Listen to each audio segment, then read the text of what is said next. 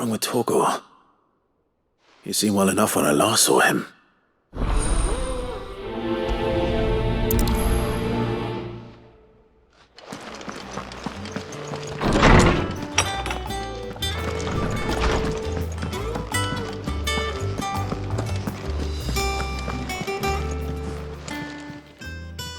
I got your note.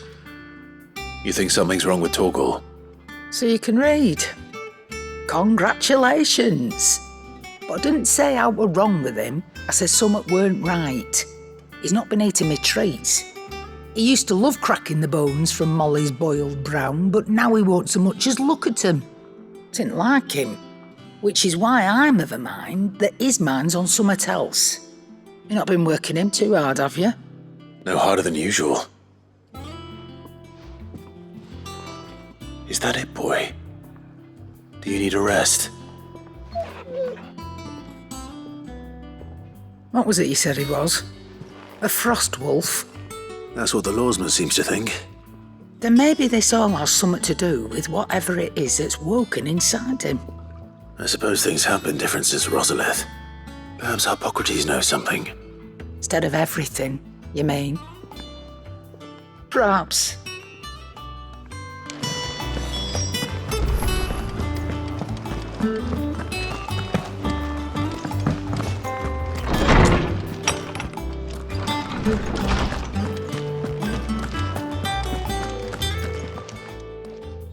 Lawsman, I need to ask you about Torgor.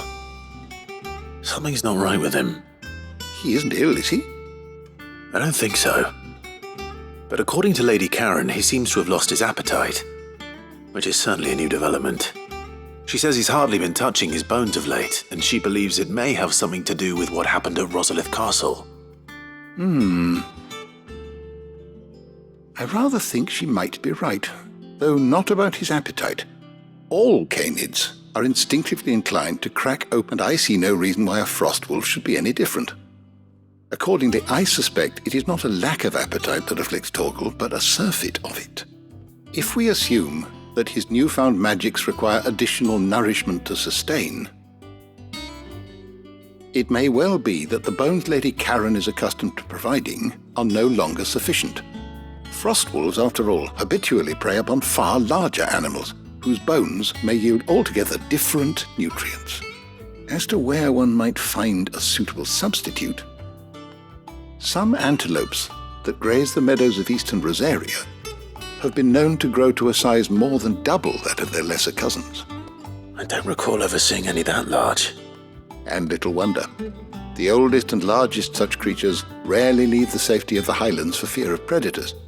The last elder antelope sighting I recall hearing about took place near Cressida, and that was long before the village was abandoned. Even so, it seems like a good place to start. Good hunting, Clive.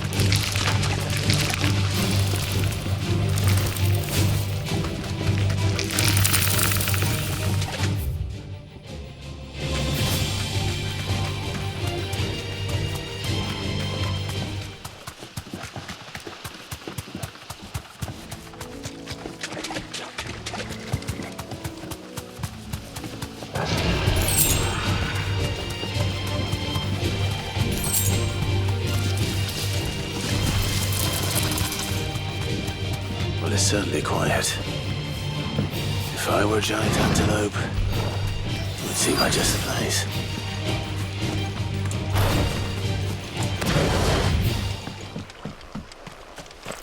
I doubt we'll find one bigger than that. You hungry, Torgal?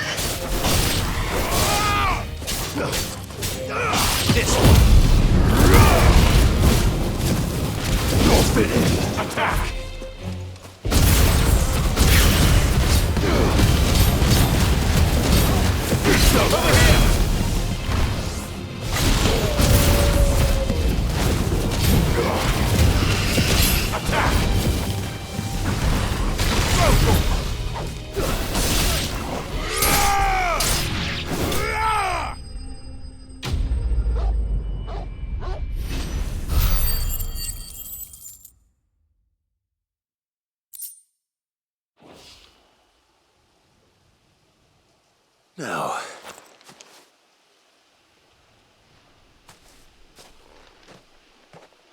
will it be enough, I wonder?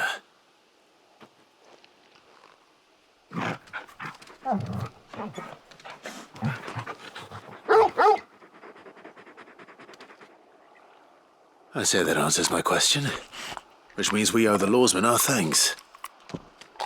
You're just a big puppy, aren't you? A very big puppy.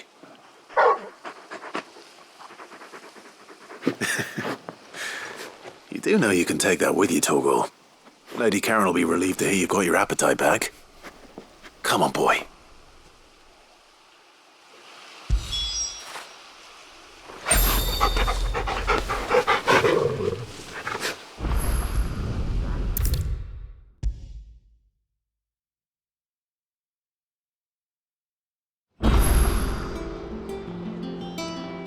I noticed you and Torgal had gone off somewhere. Take him for a walk, did you? You could say that.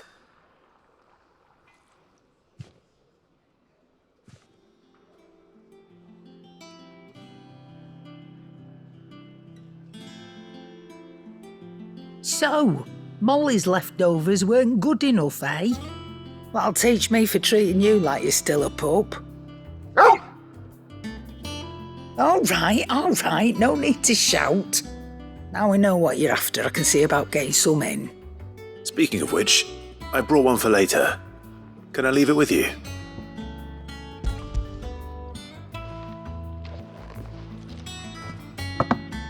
You can, aye. I'm nice like that. In return, you can thank Tomes for me. The bloody know-it-all. I was just on my way to see him.